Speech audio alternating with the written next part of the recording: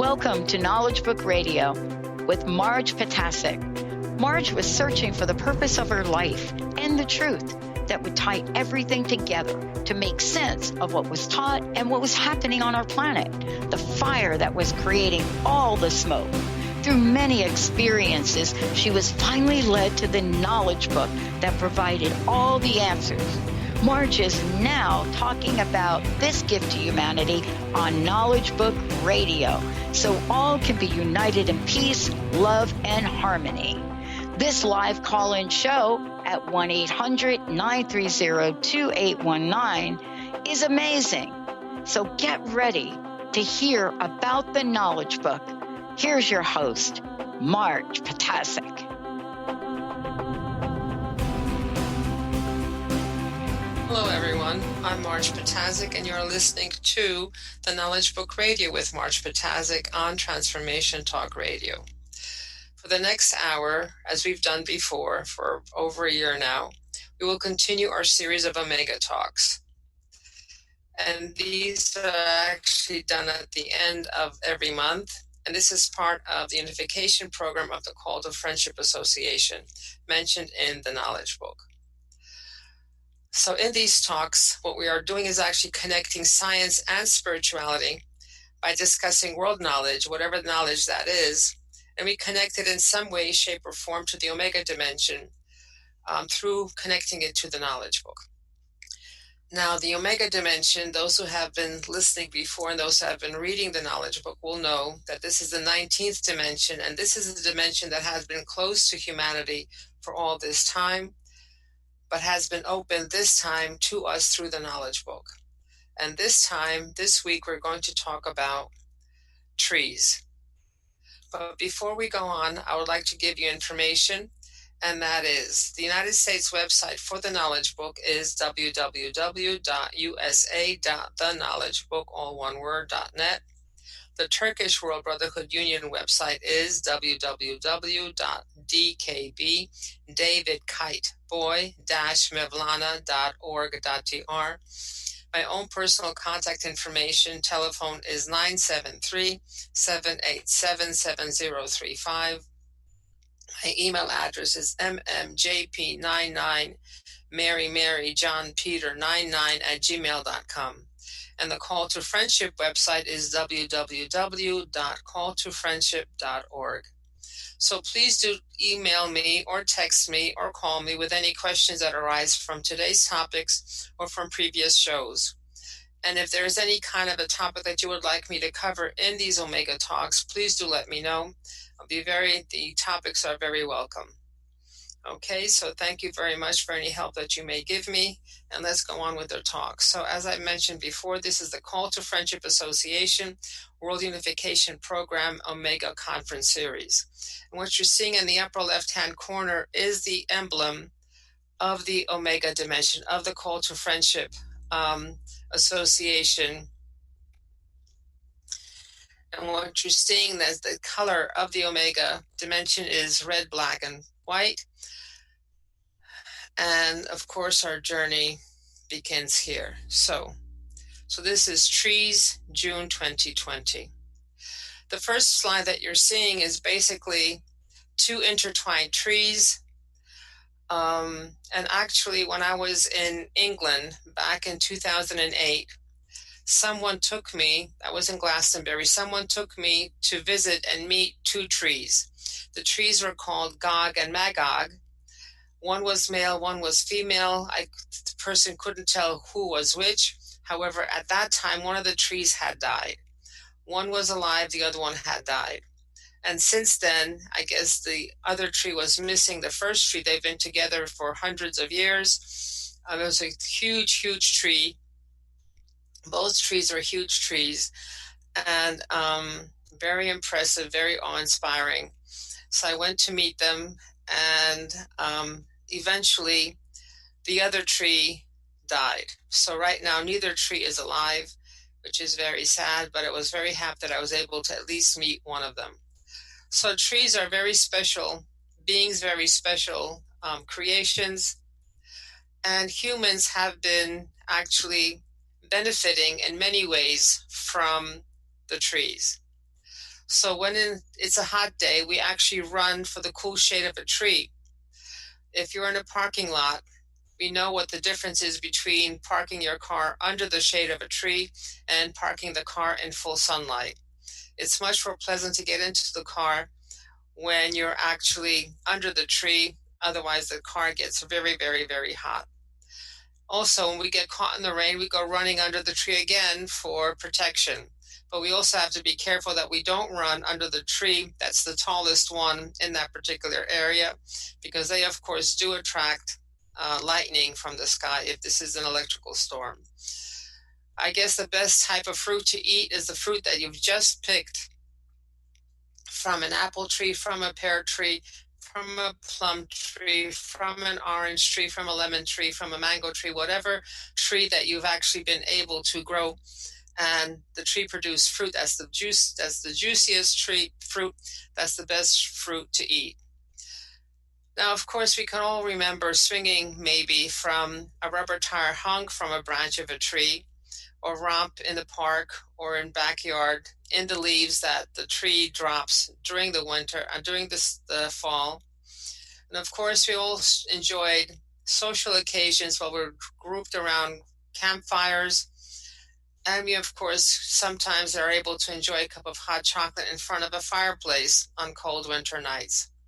Now, these are some of the experiences that we have with trees, but have we ever actually thought about trees? What is their side of the story? And what is our relationship to them? So how do trees benefit us? And even though we see the canopy, we see the trunk above ground, I was told that as big as the canopy, as big as the tree is above ground, that's as big and that's as deep and that's as wide the roots are below ground. So it goes on down there. What is happening down there with the roots? And when we're trying to plant something under the cover of trees, we know how many roots we encounter because they're all intertwined, all intertangled, and it's very hard to get and plant any plants underneath trees. And do trees actually interact with each other? We talk, we see animals talk to each other, we see people talking to each other. There are means of communication that every species has. So do trees actually also communicate? So one of the first benefits that we talk about as far as trees are concerned is that they actually mediate our climate. Trees can cool a city by up to 10 degrees Fahrenheit by shading our homes and streets and releasing water vapor into the air through their leaves. They also reduce heat loss at night. So when I was passing through a town once upon a time, that city or that town had maybe 80% tree cover. And in that city, when you were driving towards that city from the highway, you could feel the temperature dropping. You could feel the air changing. The air was much easier to breathe. It was cleaner, it was fresher, and it was much cooler. And in fact, the people in the town didn't need air conditioning. Air conditioning was not necessary because they had a tree cover. However, recently, or actually over the past 20 years or so, because of storm damage, because of the trees were getting older and therefore more brittle because they weren't taken care of properly. So you've got to remember that trees, especially oak trees and maple trees and all the trees, actually like acid soil. So when we are actually fertilizing our grass likes sweet soil. So when we're fertilizing the grass, we're actually killing the trees because we are changing the composition of the soil on which the tree is growing. So therefore we are weakening the trees, and therefore they will start dropping branches, they will get sick, and they will die. So right now that town has is down to 60% of the trees that it had before. It lost quite a lot of trees, and right now everybody needs air conditioning. Everybody is in the same temperature as all the surrounding cities. Right? That was not the case before. So trees also protect us from storm damage. Even we think that the trees could drop their branches, however, the tree is healthy. If the tree is strong, that will not happen. the trees manage stormwater by retaining rain in their leaves, in their root systems, and in their trunks. This prevents flooding. The fewer trees we have, the more expensive infrastructure, the more drainage we need, public drainage, public sewer system that we need to be able to take the overflow of water that comes down. The trees also break the force of the wind and take the wind above our houses as opposed to hitting our houses directly. And they also, through their roots, by holding onto the soil with their roots, they're actually preventing soil erosion. Now, I lived in a house. The house was in an area where there used to be a lake in the back of the house, and that lake was filled in. So when it rained, when it really, really rained hard, I would be downstairs in the basement mopping up water because the water would be seeping into the basement. So then I thought I found out somewhere that trees retain water, so I planted trees around the property. And when I planted those trees, even though it rained hard, even though it would have produced water in my basement, it no longer produced water in my basement when the trees were standing and the trees were alive. So if you have a flooding problem, if you have it all possible, please do plant trees. Now, of course, if we have trees, like I mentioned before, we are using less air conditioning, and it, of course, it reduces heat, and it also reduces the CO2 emissions. So if your trees basically take up the carbon dioxide that's produced by burning fossil fuels, by doing whatever it is that we do, and therefore it is utilizing those waste products and is producing us and giving us fresh air. So air conditioning needs can be down by 30%, and we can save 20 to 50% in energy use for heating because of it. And of course, trees serve as habitat for animals and plants. So small animals and insects live in our trees, while larger animals need extensive forested land to satisfy their range needs. And both native and migratory birds find refuge and raise their offspring in our trees every year. There are many, many beautiful native understory plants that live below the canopy of our large shade trees. So not every plant can tolerate full sun exposure from sunup to sundown. In fact, their leaves would burn, they would not produce flowers. So as long as there are shade trees above, then those plants, those flowers can bloom, they can grow, and they can remain healthy and keep growing. Now, of course, trees absorb carbon dioxide and they release oxygen. We release carbon dioxide and take in oxygen. So when you're thinking about a tree during the course of a year, a mature tree will absorb more than 48 pounds of carbon dioxide from the atmosphere. And there are studies that have been made that actually show that global forests removed about 1/3 of fossil fuel emissions between the years 1990 and 2007. And forested watersheds also provide quality drinking water for more than 180 million Americans. So when you have a healthy tree environment with a forest or whatever, then the water that drops down from the sky that may contain pollutants, because every droplet of water is formed around a piece of something, whether that's a piece of rubber tire or part of the jet fuel coming out of the plane. That water droplet forms around something that's possibly toxic. So when the water goes through the tree roots, when it goes through the dirt, it gets cleaned out. It's like a gigantic water filter. And by the time we get the water that's in our water table, we get pure drinking water that's been purified by the trees and by the watershed. And of course, trees contribute to our economy. Whenever you see a town that has lots of trees, that's the town that actually retains their property values. They have made many, many studies, and those studies show that properties with trees in or near them have a higher selling price and are in the market for a lot less time. And of course, they provide income for businesses by attracting visitors and residents. So how many of us, when it comes to the turning from summer into fall, travel to the northern part of our country to be able to see the leaves turning? So sometimes we would travel 5 hours, 6 hours, sometimes even 7 hours to go and see the leaves fall. And of course, the businesses who are in that area benefit from the fact that we need to be able to drink something, eat something, stop by and enjoy the scenery. And of course, trees make us healthy. Again, studies have shown that the trees make a difference in promoting healing and wellness. And actually, we get to be more psychologically well, and it reduces crime as well.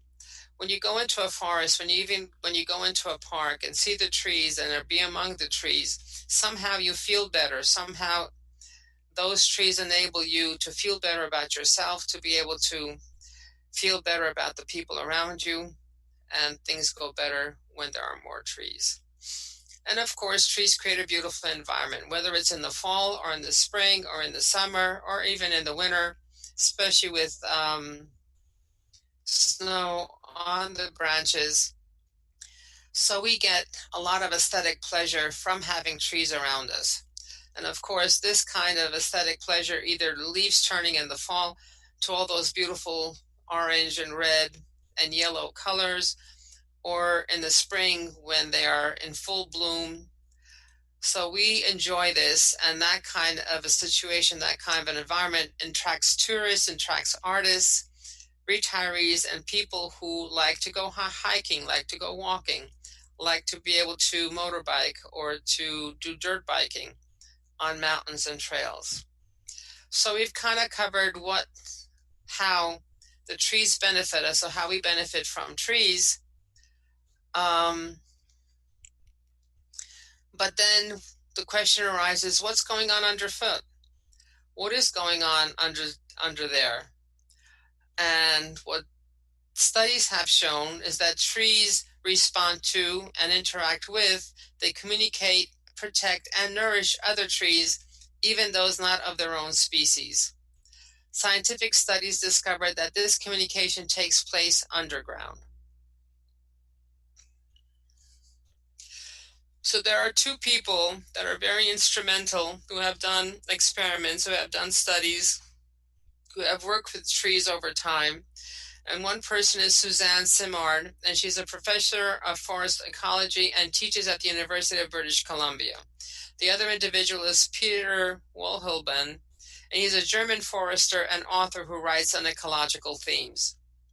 So she approaches things from a logical, scientific view, and Peter Wohlheben basically talks about trees in a more romantic way, in a way that maybe lets us connect with the trees and understand trees better. So both of these scientists were instrumental in doing the research to discover that trees do in fact communicate through an underground network. And what we'll do is explore some of this information to understand more about how trees communicate.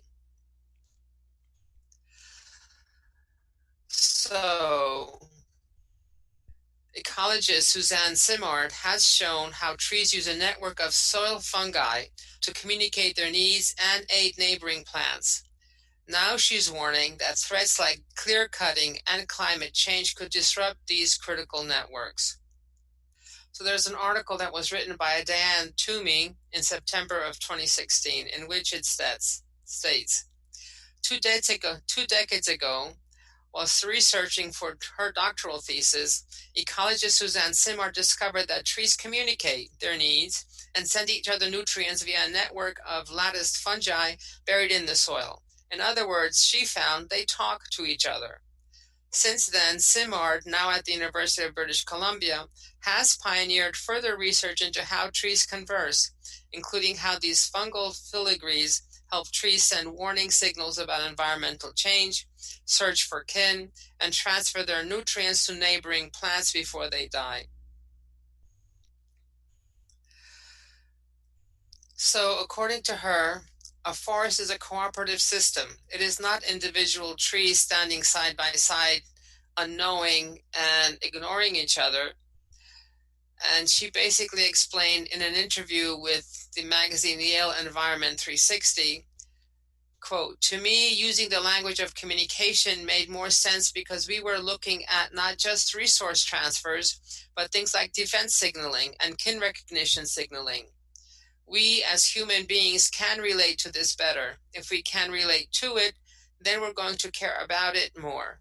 And if we care about it more, then we're going to do a better job of stewarding our landscapes." So, of course, the more the knowledge we have, the more understanding we have, then, of course, we're better equipped and better tooled to be able to progress in a healthier and safer way. So she also explored how and why trees talk to each other. So she explained also in the interview, all trees all over the world, including paper birch and Douglas fir, form a symbiotic association with below ground fungi. These fungi are beneficial to the plants through this association. Now, the fungus cannot photosynthesize. It cannot use sunlight. It doesn't have chlorophyll. It does not have the ability to take sunlight, combine it with water in the presence of chlorophyll to produce sugars that actually help people through the food that they eat, and they're able to then, so the fungi depend on the trees to photosynthesize and produce sugars, while the fungi, basically, they're the ones that pick up nutrients and water, and especially the nutrients of phosphorus and nitrogen, and bring it to the roots of the trees. So the fungi produces and gives the elements, the bits of matter that the tree needs to grow and photosynthesize, and the tree, having the benefit of receiving those nutrients and water, basically uses that to produce sugars, and that sugar is then shared with the mushroom, with the fungi, and both are basically allowing each other to live and to be able to progress. So in essence, the plant is fixing carbon and then trading it for the nutrients that it needs for its metabolism. It's actually a very beneficial relationship for the both of them. So neither one will be able to survive without the other. So this is a network. This is kind of like a below ground pipeline that connects one tree root system to another tree root system, so that nutrients and carbon and water can be exchanged between the trees. So in a natural forest of British Columbia, paper birch and Douglas fir grow together in early successional forest communities. They compete with each other, but our work shows that they also cooperate with each other by sending nutrients and carbon back and forth through their mycorrhizal networks, through the myceliae, or the connecting links or filigrees of the fungi. So Simard actually explained that they've done a number of experiments where they were trying to figure out what drives the exchange. Why are the trees and the fungi, the mushrooms, in a symbiotic relationship? So this is a back and forth exchange. We need to keep this in mind. So sometimes the birch will get more, and sometimes the fir will get more. The fir tree will get more. And it depends on the ecology that's going on at that time. So one of the things that they tested, and it was an important thing that they tested, and that was about shading. In other words, one tree is bigger or has leaves at one particular point in time, and it shades another tree. So the more Douglas fir became shaded in the summertime, the more excess carbon the birch went to the fir. So when the birch was full of leaves and therefore shading the fir was not able to get the sunlight and be able to photosynthesize. At that time, the birch would actually feed the fir.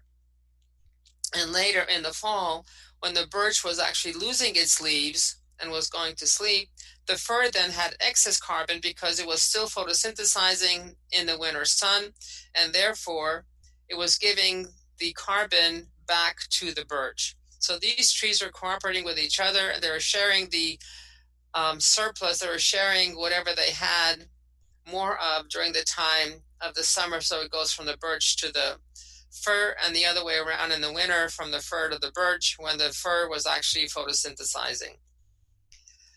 But there are also fungal factors involved. So a fungus that is linking the network is going to be looking to secure its carbon sources. Even though we don't understand a whole lot about that, it makes sense from an evolutionary point of view. The fungus is in it for its own livelihood to make sure that it's got a secure food base in the future, so it will help direct that carbon transfer to the different plants. So there was Simard further explained that Kevin Beeler, who was a PhD student, did really elegant work where he used DNA analysis to look at the short sequence of DNA in trees and fungal individuals in patches of Douglas fir forest. His work basically enabled the creation of a map of the network of two related sister species of mycorrhizal fungi and how they link Douglas fir trees in that forest. And just by creating that map, he was able to show that all of the trees, essentially, with a few isolated exceptions, were linked together. He found that the biggest, oldest trees in the network were the most highly linked, whereas smaller trees were not linked to as many other trees. Big old trees have got bigger root systems and associate with bigger mycorrhizal networks, and they've got more carbon that's flowing into the network. And they've also got more root tips. So it makes sense that they would have more connections to other trees all around them. In later experiments, they've been pursuing whether these older trees can recognize kin, whether the seedlings that are regenerating around them are of the same kin, whether they're offspring or not, and whether they can favor those seedlings. And we found that they can. So in other words, that's how they came up with the term mother tree, because they're the biggest, oldest trees, and we know that they can nurture their own kin. They can recognize their own kin, and they can nurture their own kin. So according to Suzanne Simard, mother trees are the largest trees in the forest that act as a central hub for vast below-ground mycorrhizal networks. A mother tree supports seedlings by infecting them with fungi and supplying them the nutrients they need to grow. She discovered that Douglas firs provide carbon to baby firs. She found that there was more carbon sent to the baby firs that came from that specific mother tree than random baby firs not related to that specific fir tree. It was also found that mother trees changed their root structure to make room for baby trees. So they did this experiment in the greenhouse. They wanted to see whether trees and why trees talk to each other and how they talk to each other when a tree is dying. And they did this in the greenhouse. So what they did is they grew seedlings of Douglas fir with ponderosa pine. And they injured one that would have been acting as the mother tree, which of course was the older fir seedling. And they use the ponderosa pine because it's a lower elevation species that is expected to start replacing Douglas fir as climates change. And she wanted to know whether or not there was any kind of transfer of the legacy of the old forest to the new forest that is going to be migrating upward and northward as climate changes. So when they injured those Douglas fir trees, they found a couple of things happened. One is that the Douglas fir dumped its carbon into the network and it was taken up by the ponderosa pine. Secondly, the defense enzymes of the Douglas fir and the ponderosa pine were upregulated in response to this injury. What they interpreted this to mean is that this was a defense signaling going on through the network of trees. Those two responses, both the carbon transfer and the defense signal, only happened when there was a mycorrhizal network intact. When they severed the network, it didn't happen. So this basically proved that it is the network of fungi that connects these trees, that is the fungi that actually allows the trees to communicate and exchange carbon with each other. So how they interpreted it is that the native species was being replaced by a new species as climate changes, is sending carbon and warning signals to the neighboring seedling to give them a head start as they assume the more dominant role in the ecosystem. Now, we're going to talk about what they call the wood wide web, how the trees talk to each other through the wood wide web. And this was done from an article by Fino Menezes. So if we imagine an information superhighway that speeds up interactions between a large, diverse population of individuals, allowing individuals who may be widely separated to communicate and help each other out. And this, of course, is what we do on a daily basis right now through the internet, through the World Wide Web. However, when we walk in the woods, this is all happening beneath our feet. And we're not talking about the internet, we're talking about fungi. As a result of a growing body of evidence, many biologists have started using the term wood wide web to describe the communication services that fungi provide to plants and other organisms. So we have a World Wide Web and we have a wood wide web. And the wood wide web basically is a method for trees all over the world to communicate with each other, because eventually, if allowed to grow, then all the trees are actually interconnected. So all the trees all over the world form a symbiotic association with below ground fungi. And these are the fungi that are beneficial to the plants and explore the soil. The fungi send mycelium. This is a mass of thin threads through the soil. The mycelium picks up nutrients and water, brings them back to the plant, and exchanges the nutrients and water for a sugar or other substance made by photosynthesis from the plant. So this is, of course, a win-win, mutually beneficial exchange. And again, Suzanne Simard, the ecologist, discovered that trees communicate their needs and send each other nutrients via a network of lattice fungi buried in the soil. In other words, she found they talk to each other, they communicate with each other. So while mushrooms, the ones that we pick in the forest or the ones that we get in the store, they're the ones that we're the most familiar with as being part of a fungus. However, that's just the fruiting body. That's just the sexual form of the plant.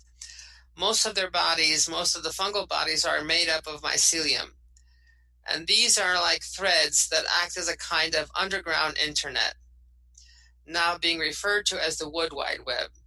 And these are the threads that link the roots of different plants and different species. If you've ever dug into the soil, you may have noticed these white threads that are in there, and these would be part of the fungus, part of the fungi that are actually connecting plants and plant root systems. And by linking to the fungal network, they can help out their neighbors by sharing nutrients and information, or by sabotaging unwelcome plants by spreading toxic chemicals through the network. So trees and plants have a protective mechanism, protective enzymes, protective molecules that basically stop other plants from growing.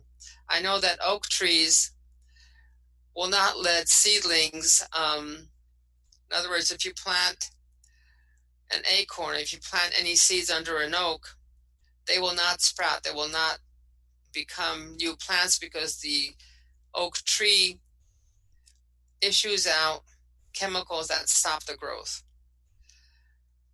And the fungal networks also boost their host plant's immune system. By simply plugging into the mycelial networks, the plants are more resistant to disease. Well, of course, I mean, if you get all the nutrients that you need from the fungi, then of course you'll be healthier and you'll be able to grow and to survive.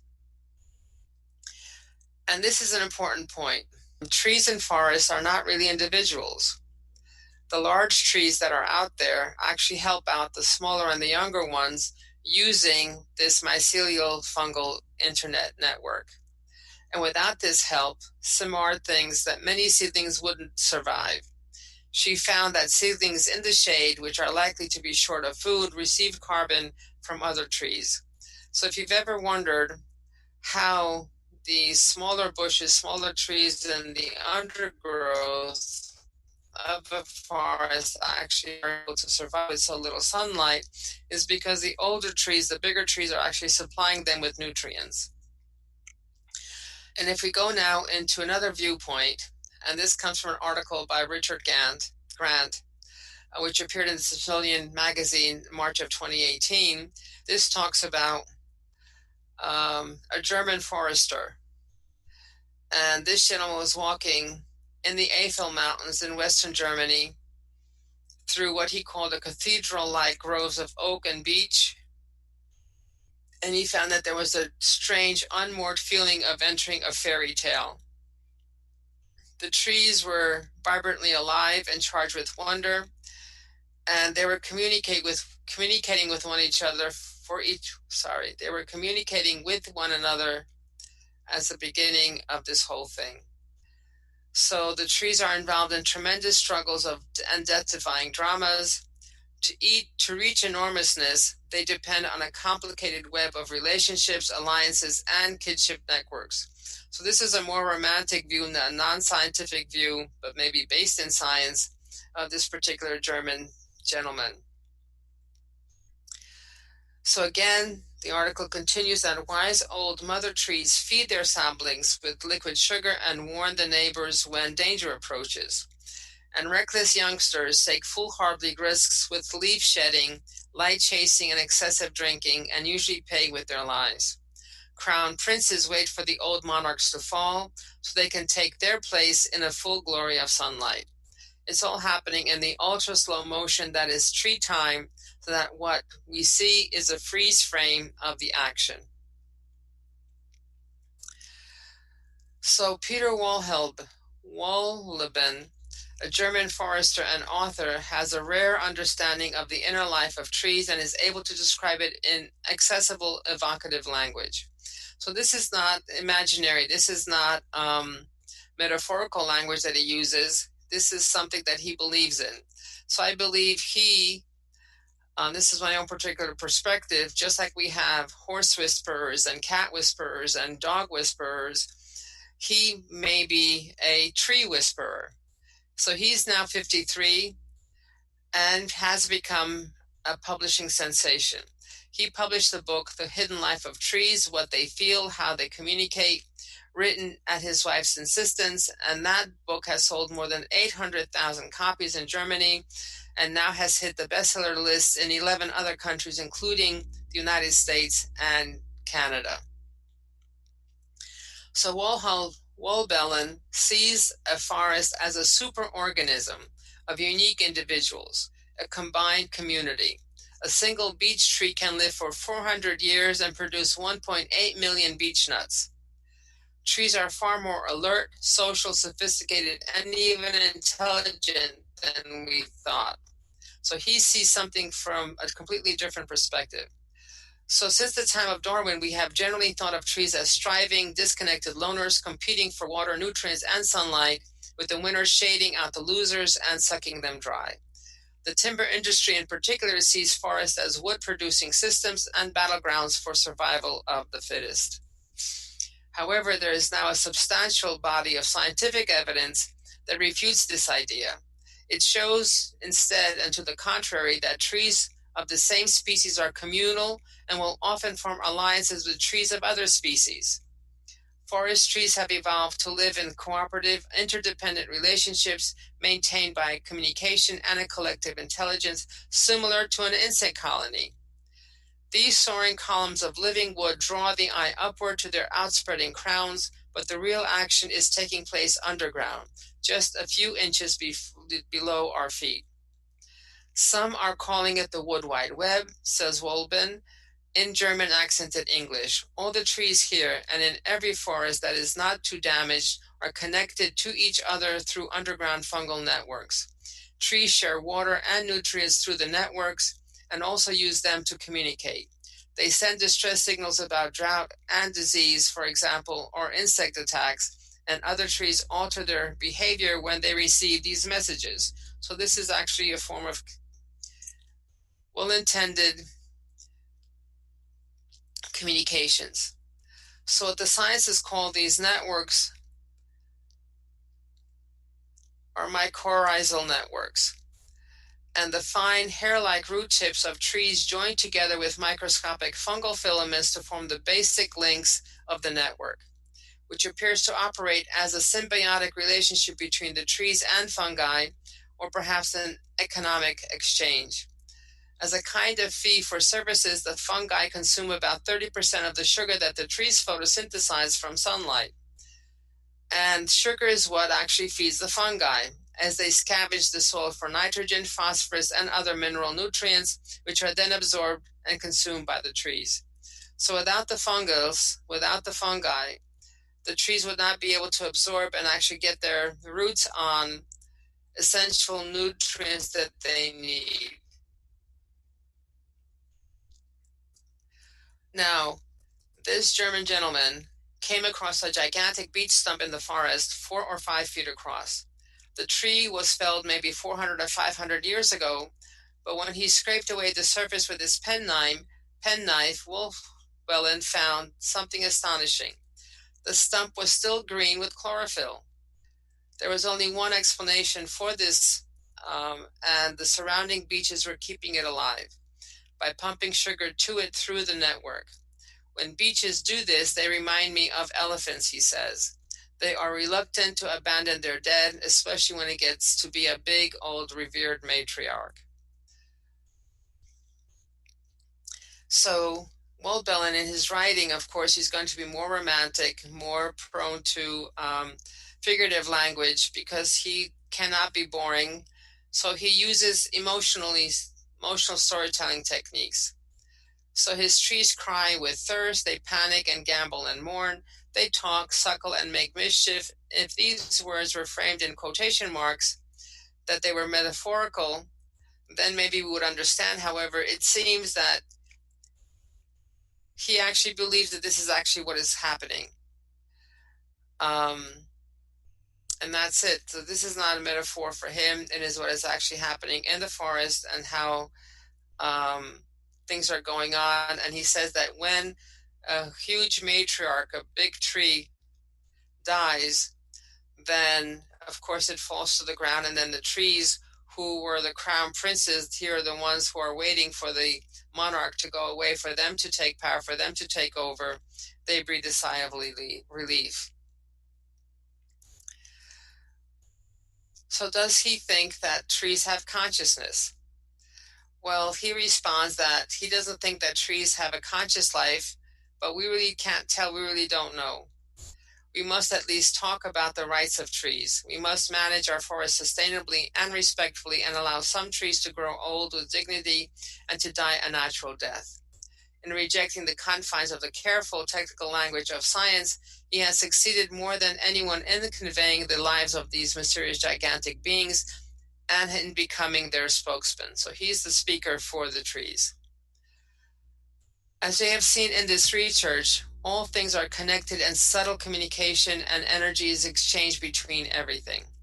As stated in the knowledge book on page 639, quote, by the evolutionary progresses of the dimensions they are in, these energy evolutions had formed later the forms of stone, earth, sand, fire, water, plant, animal, and by following an energy form that could reach the final evolutionary boundary, they had reached a scale. And again, in the knowledge book on page 801, quote, in accordance with the ordinance of existence, each existing totality, including the entire creation, forms a magnetic scale according to its own totality.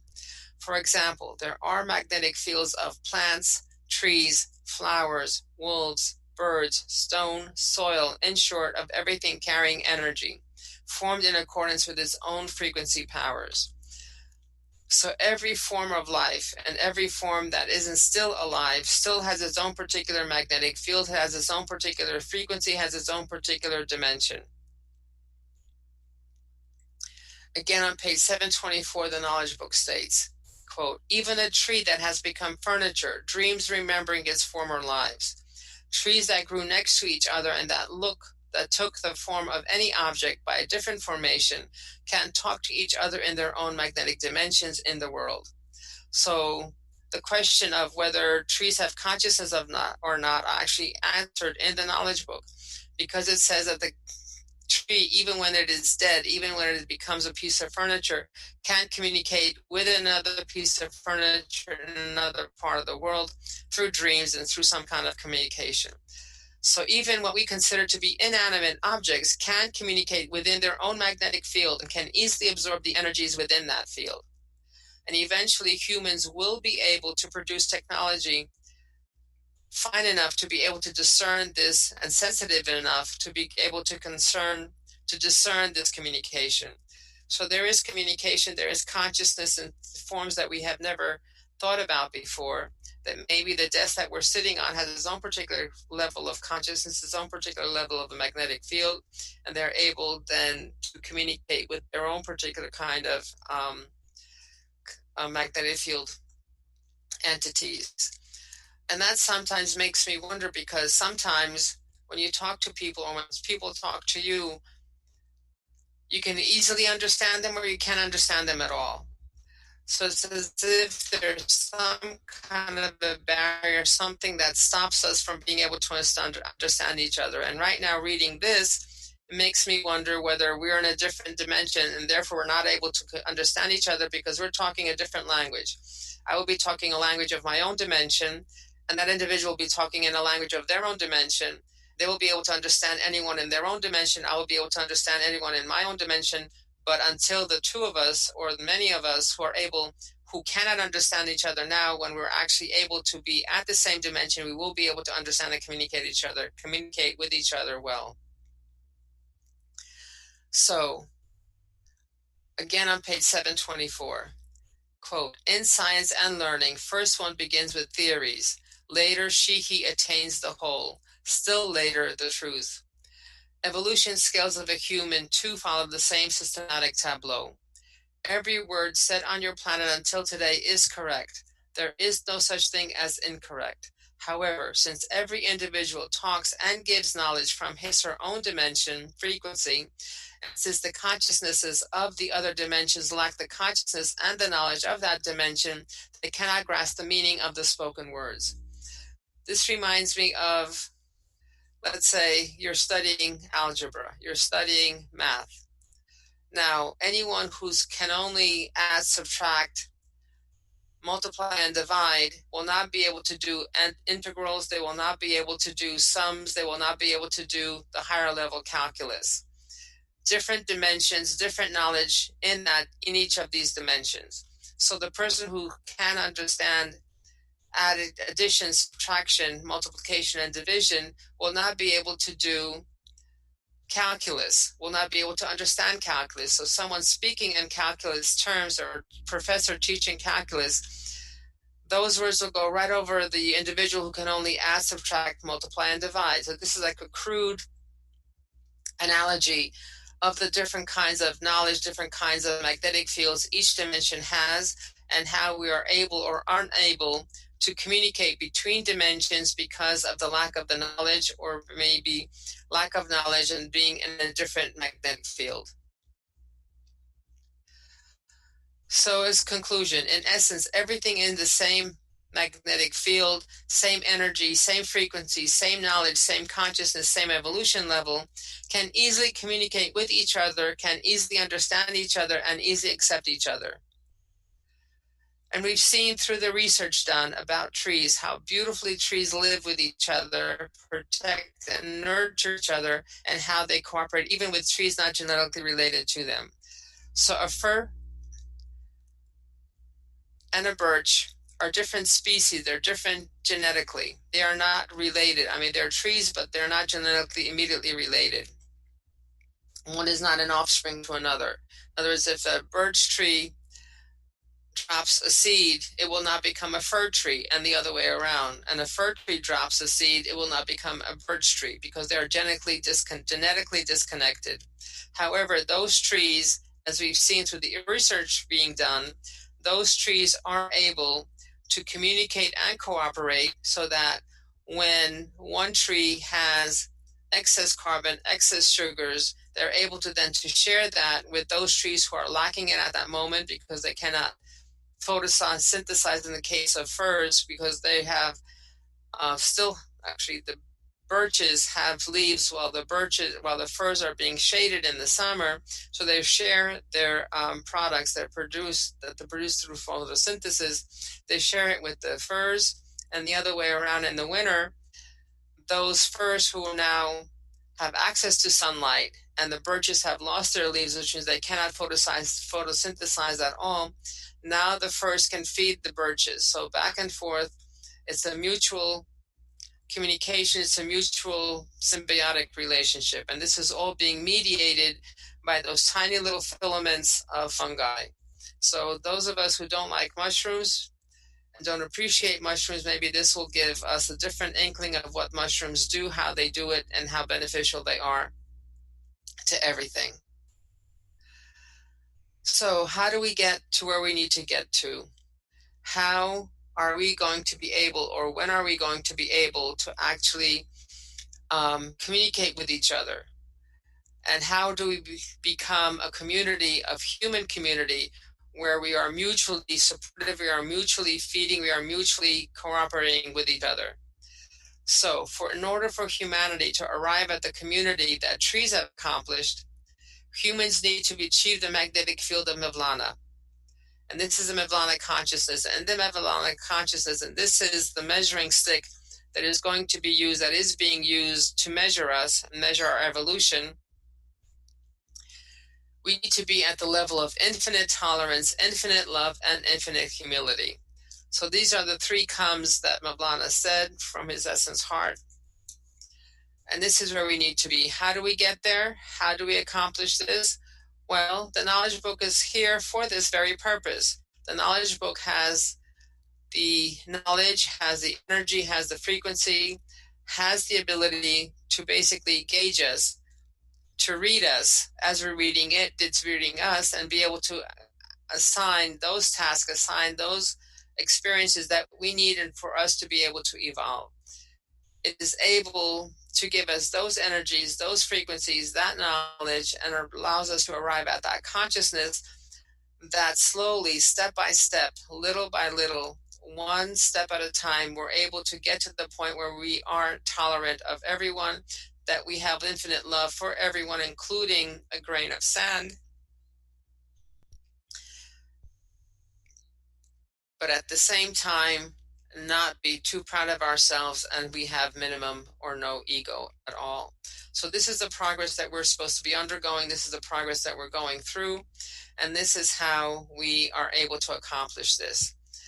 And eventually, we will be able to be like the trees, to be able to be this community of interdependent, loving, accepting, tolerant, patient, cooperating, collaborating, massive humanity that is able to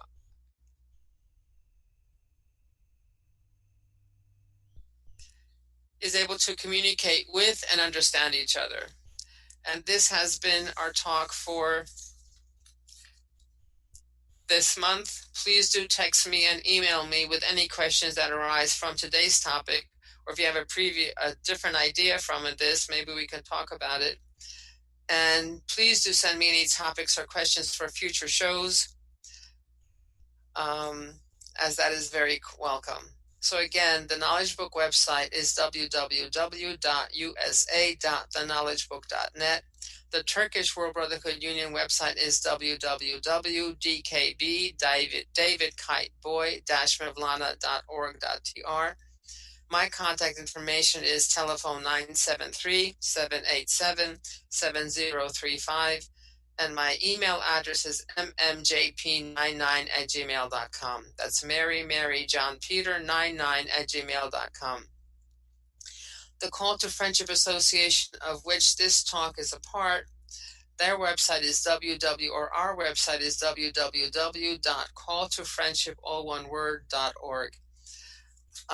So thank you for listening. Thank you for being here. Please do keep those questions and topics coming, and we'll see you soon.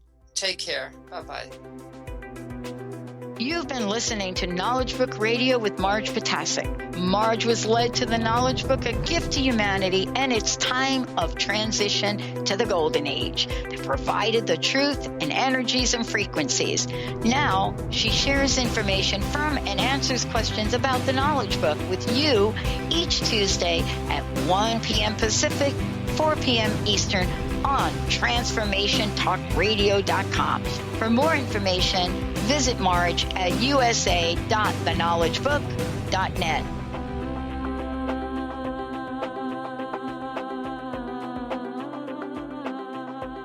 Views expressed on this program are those of the host, guests, and callers, and do not necessarily reflect the views of the station, its management, or advertisers.